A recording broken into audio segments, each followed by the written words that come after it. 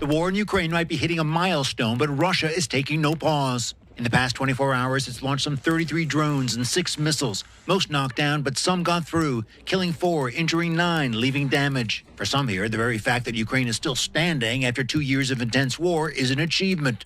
We exist, we are alive, and we are here, and we are fighting. But things are not going well. Vladimir Putin's military is making inroads, and Kyiv's arsenal is running low, especially with some $60 billion in military aid tied up on Capitol Hill. Nobody can fill the gap if United States will step out, and that's why it's so important for us. Senator Chuck Schumer led a delegation to Ukraine today trying to assure the locals. Only Democratic senators here this time, no Republicans or members of the House, where the spending is blocked. We are here to talk directly to Speaker Johnson. We tell Johnson that the weight of history is on his shoulders. And if he turns his back on history, he will regret it in future years. Life and death concerns for places like Bucha near Kyiv that saw some of the worst of the war early on. Hundreds killed and tortured, houses destroyed, tanks everywhere. Now the streets are cleared, buildings renovated, those lost memorialized. Still, as shoppers scurry for food where there was shooting, they're still worried about a war seemingly without end. I'm still very anxious. The real war was here. For the people of Ukraine, the real war remains everywhere. 2 years ago this night, Russian missiles started to rain down on Kyiv and Ukraine. The war had started.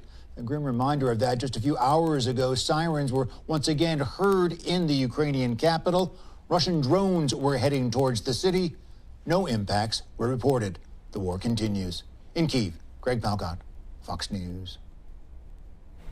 Greg, thanks so much. I remember it very, very well. I was in the anchor chair when all of that news started pouring in. We were on the air for, I believe, almost 24 hours, bringing you the news in real time as Ukraine was invaded by its neighbor and the war began. Well, let's talk about where we are 2 years on and what might happen in year 3. We want to do that with our friends, national security analysts and experts, Hal Kempfer and George Bogden, and they join me. Gentlemen, thanks so much for being with us here. I know I've talked to you guys over the last 2 years extensively about the war in Ukraine. Before we get into what has happened over the last 2 years, I want to talk about today. I want to put this tweet up here from Secretary of State Antony Blinken. This happened today following 2 years, he says, of Russia's unprovoked full-scale war, the death of Alexei Navalny, and a decade of aggression against Ukraine. The United States is sanctioning more than 500 individuals and entities in Russia and globally. Also, I want to point out as well, because they went a little more specific on the sanctions for those they believe are responsible for Alexei Navalny's death. The State Department said it's sanctioning 3 individuals in connection with the death of Navalny in the Russian penal colony IK3, the prison warden, the regional prison head, and the deputy director of the Federal Penitentiary Service of Russia. It goes on to say, in addition, the department is imposing sanctions on more than 250 entities and individuals, including those engaged in sanctions evasion and circumvention, and those bolstering Russia's future energy and metals and mining production. Hal, I'll start with you. In the immediate aftermath of the invasion 2 years ago, sanctions were flying around so prevalently, and that was kind of going to be what would bring Putin to heel, what would bring Putin to stop this war. We're 2 years removed from that, Hal, and on the very anniversary of it, more sanctions issued by the United States. Do sanctions work, Hal? Well, Andrew, they don't work perfect. It's just one tool in a whole chest full of tools that we use. We tend to use sanctions because, well, frankly, we don't want to go to war with every country we disagree with. So sanctions is something that we will quickly impose. The sanctions that were imposed initially and have been imposed since have had effect. I'm not saying they were perfect. They didn't close off everything, but they did have an effect. However, over time, we've had a chance to see ways that Russia has circumvented the sanctions, used third-party enablers in order to get things, and in order to sell things to countries in ways that the original sanctions were meant to prevent. And so this is trying to close that. It's also going after individuals. I think that those three individuals at the Arctic Wolf, the penitentiary, where Alexei Navalny, they may not worry about those sanctions this year or next year. 5, 10, 15 years from now, they may do something. They may want to travel someplace, and those sanctions will have an effect. So I believe in sanctions, but I don't think they're a panacea by any means. Yeah, and to your point, Hal, it does seem like there is a delayed effect when it comes to sanctions. And to your point, even that delayed effect is years. Let's bring in George Bogden here as well. You know, George, you and I have talked about the funding fight on Capitol Hill to see whether or not there is any likelihood of getting the House to pass what the Senate has already passed, this $95 billion aid package for both Ukraine and Israel. You heard there in Greg Palcott's report, George, you saw this delegation today led by Senate Majority Chuck Schumer. No Republicans on the delegation. What does that say? Well, I think the real problem here is in the House, as you mentioned, and the funding bill that was passed in the Senate had over 70 votes. But unfortunately, there's a kind of trenchant dispute unfolding among kind of the leadership of the Republicans within the House. And it'll come down to whether there are capitulations or some type of compromise that's achieved, but it's deadlock right now. Just today, there was a proposal from one of the caucuses to have a 1% reduction in spending across the board. And that kind of proposal really exacerbates the debate going on and kind of aggravates the defense hawks who are pushing for more spending. So I don't see a resolution in the near future. But this is a very unpredictable situation, and I think that things could change. You know, Hal, I'm going to continue asking you about, you know, how has Putin suffered over the last 2 years because of this war? You and I have talked so much and really dove into the details of what has been on Putin's mind and his rationale, and you can argue it was a very faulty rationale for why he chose to invade and wage this war, was that he was worried about NATO expansion on his borders. How 2 years on, Finland is in NATO, and Sweden just crossed a major hurdle today, and it will presumably soon be in NATO as well. That's a major effect, a byproduct of this very war, is it not? Andrew, I'd say it boomeranged right back on him. Oh. I mean, the border doubled with Russia. The NATO border doubled with Russia with Finland's addition. But also, Sweden is a very, very powerful military country. They have a domestic industrial base or defense industrial base within the country, separate and apart from other countries. They produce some great weapon systems. And also the effect of the sanctions and stuff on and the overall regime of what we've done with Russia has had effect in the defense industrial base or the military industrial base of Russia. They have not been able to produce some of the first line sorts of equipment like T-90 tanks and some other first line equipment. And what they've been having to do is to go back to literally the mothballed storehouse, pulling out stuff that was made in the 60s, sometimes the 50s, refurbishing it, sending it out there, and they put it on the front line. They use it at horrendous costs in Russian lives. Putin obviously doesn't care. He's become rather fanatical in that regard in terms of the loss of Russian life, as if he wasn't already. And he makes these modest gains on the battlefield for tremendous losses. And it's not sustainable. But in that regard, things have changed. Things have changed in Russia, and there is a sustainment problem. Despite all the circumvention, there is a sustainment problem that they do have in terms of producing weapons and other sorts of things they need on the field of battle. Yeah, you know, George, I wanted to ask, too, I want to put this up. You know, former President Donald Trump there, he's speaking in South Carolina ahead of the Republican primary there tomorrow. This is live.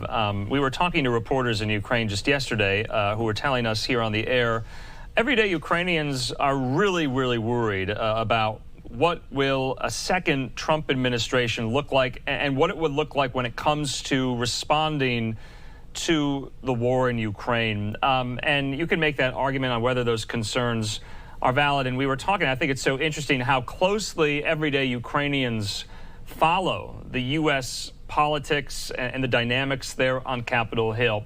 Fox's Brett Baer sat down with Volodymyr Zelensky yesterday in a very wide-ranging interview, and Brett asked Zelensky about the prospect of a peace settlement in year 3 and whether or not that could be on the table in return for security guarantees to the West, from the West to Ukraine. Do you think we'll see that in year 3? Do you think we'll see that anytime soon? I mean, how can Ukraine mount yet another offensive with depleting artillery? They can barely recruit enough soldiers right now. What's this year going to look like? There's so many contingencies in the points that you just raised, which are all crucial points. And I think that's part of the real problem for those trying to understand, what the next year will bring.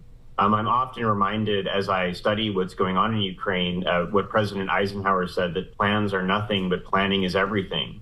And so as, developments take place, President Zelensky and others are going to have to lay new plans to deal with those situations.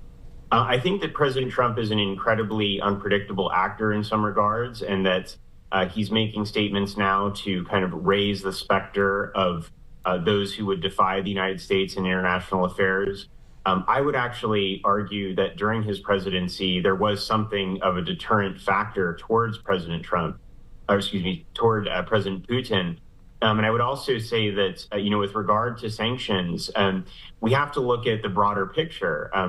President Trump, in some ways, depleted the coffers of President Putin by pursuing what President Trump referred to as energy supremacy. And so I think it's a mixed bag. It's a very kind of difficult time to predict what's going to come next. I do think that the particular situation on the front line is acute at the moment, with the United States being unsure if it's going to provide more aid, Europeans needing to step up. But also the really disturbing reality is that Russia has had time. And I want to emphasize for your viewers the fact that as Russia is allowed to respond to the conflict, it can develop its munition stockpiles and its ability to fight the war in a more ferocious fashion. And so the more time that President Putin has, the more time he has to engage in the attrition that may lead to a disadvantageous outcome. Yeah. Hal, you and I have talked about that a lot, the fact that many people were concerned, in the West especially, that Putin would outlast the West. And some of these really, Ukraine hawks are saying that is, in fact, what has happened. Hal, you also hear the concern. I know we're kind of hypothesizing here about what might happen, but it all kind of leads to Putin. All roads kind of lead to Putin there, where the concern is, and you hear it almost every day on Capitol Hill and other corners, that if Putin is victorious, he's not going to stop at Ukraine. How credible is that? Is that something that is on the horizon, that's in Putin's back pocket, that's a sure bet if he, moves and marches through Ukraine like he has done the last 2 years? Are we going to see that in 10, 15 years? Does Putin want to do that? Well, Andrew, I would take it in two parts. Number one, that's what he said he's going to do. And he said it is minions, if you will, have said the same thing over and over again, that they're going to keep going. They have threatened the Baltic states. They have even threatened Finland. Part of it, I think, out of a fit of pique, with Finland becoming part of NATO. But they've made it very clear that this is part of a larger plan. And it's obviously a restoration of the borders of the old Soviet Union. The other part of this is, if you look at his actions, everything's consistent. He's had to transform the Russian economy into a true war economy. I don't think there's any way to transform it back easily from where it is. Now, it is a war of attrition. The Russians are suffering a disproportionate amount of attrition, although they have a larger army. Of course, we shouldn't be beguiled because they have such a large army, because what they have in Ukraine is larger than the Ukrainian army, but not that much larger. But they are suffering attrition, and it is tough on Russia across the board. Very tough on Ukraine, but also tough on Russia to keep this up for a long period of time. All right, well, we're going to have to leave it at that. We wanted to make sure we got all of those questions in here. We're going to be relying, I think, on you, George, and you, Hal, as we go into year 3. A lot of unknowns, a lot of questions, and we'll just have to see what happens. Gentlemen, thanks so much. Have a good weekend. All right. Thank you, Andrew.